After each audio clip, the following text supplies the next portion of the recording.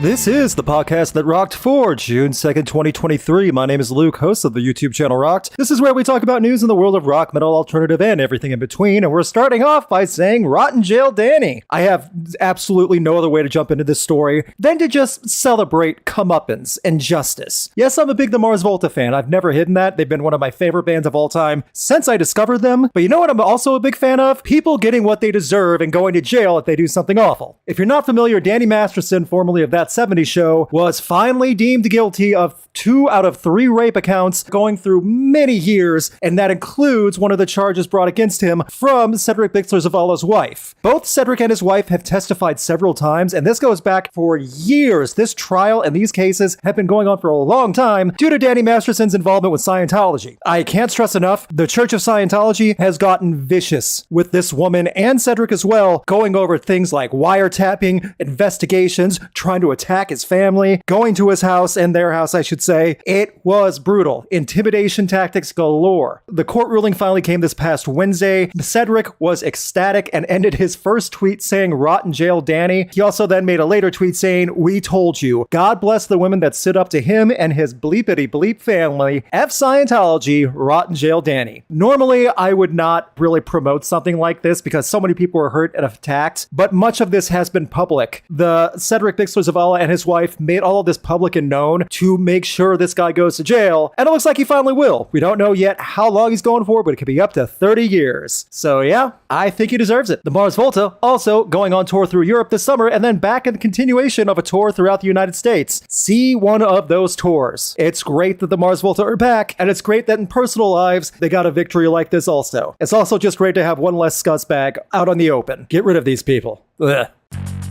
In more lighter and happier news, Guns N' Roses have announced a big North America tour going through Canada and the United States with support from Carrie Underwood, The Pretenders, and Alice in Chains, depending on which city you go to. This is going to be a big, massive tour. It's going all throughout North America. And I'd also like to point out that Montreal and St. Louis are both being visited again. Now, it's fair to say that there have been shows in these cities after their initial riots, but there's always a little bit of caution. So I hope that everyone loves these shows and that nothing crazy happens. Axl has been in much better behavior over the years. He's definitely calmed down. Slash has been awesome. You know you're going to get a good time when you see him on stage. So I'm sure the shows will be fun. I'm just hoping not for another riot. You can find more info and tour dates on rock.net and the shorts that I posted on YouTube and Instagram and TikTok. Hopefully we won't have another riot, at the very least not in the same cities we had them before.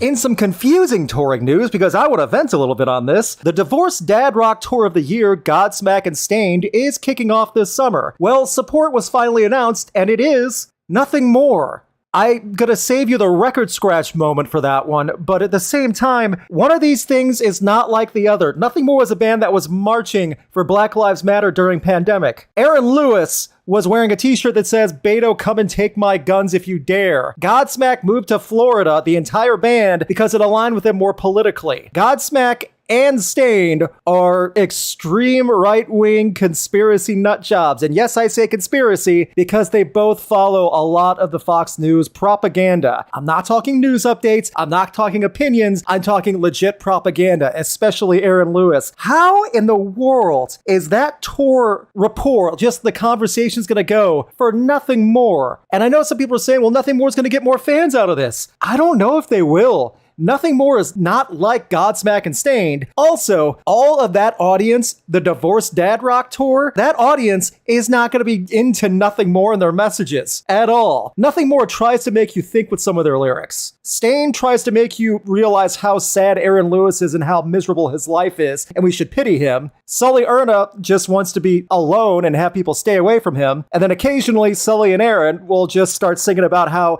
if you're not American, you're the devil. Doesn't really align with Nothing More. However, that tour is going to go through this summer. I hope it works out for Nothing More. I hope they sell a ton of merch. And I hope the Nothing More fans get into the show through Nothing More and then leave promptly after their sets.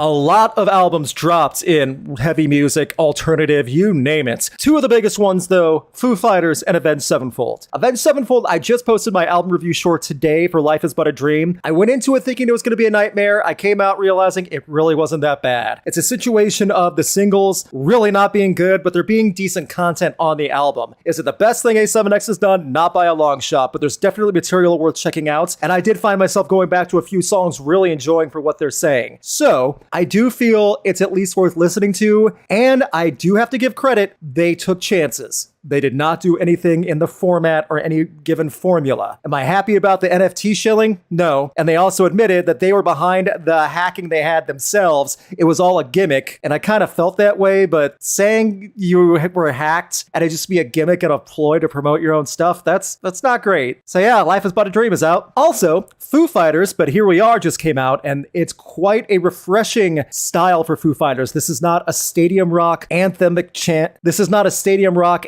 anthem-filled album that Foo Fighters have done before, but rather this is a full tribute. You gotta realize that Dave Grohl lost both Taylor Hawkins, one of his best friends and band members for years, and his mom also passed away over the last couple of years as well. And if you know Dave Grohl, he was very close to his mom all through his life, and she supported him no matter what. He would call home while he was on tour with Nirvana just to tell his mom how things were going and give updates, and she was always supportive. So I can't stress enough that he has lost a lot in a relatively short amount of time. This album is total catharsis. There are a lot of smoother, softer moments that many people will not expect from Foo Fighters, but the album works. It's definitely worth hearing. One, a different side of Foo Fighters, and two, to hear how they're dealing with grief and trying to move on. And in my opinion, they did it the right way with this album.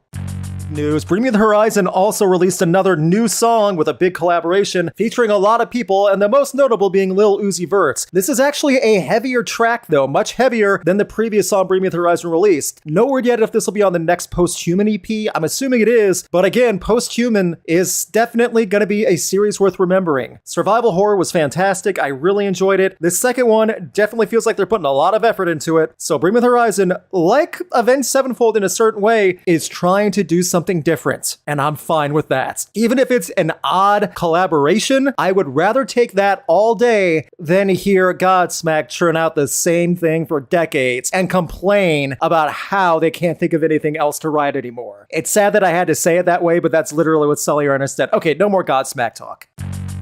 And finally, we're going to look at the Billboard Mainstream Rock Airplay chart. Every week, we like to look at the top 3 songs that are either blessing or plaguing FM, XM, and overall radio rock airwaves, even including online. Coming in at number 3, Need a Favor from Jelly Roll, which has been on the chart for a while, but finally creaked to number 3. I've said before, Jelly Roll does have a raw talent. When I saw him live opening for Shinedown, he definitely can do a lot, and I'm fine with Need a Favor. I know he has a big fan base, and I'll take Jelly Roll over Hardy any day. Number 2, keeping static, is the title track from Metallica's 72 Seasons, which, again, it's Metallica. James Hetfield could sneeze into a microphone and radio will push it, and keeping the number 1 spot for several weeks now, and it's fitting since their album just came out today, Foo Fighters with the song Rescued. I don't know how much shelf life Rescued will have after this week, but I'm glad to see it have such a strong support on the airways because this one is solid, and it's a great opener for the album as well. Foo Fighters, I know it's another bit of the problem where FM only relies on the same typical bands, but at least this song's good.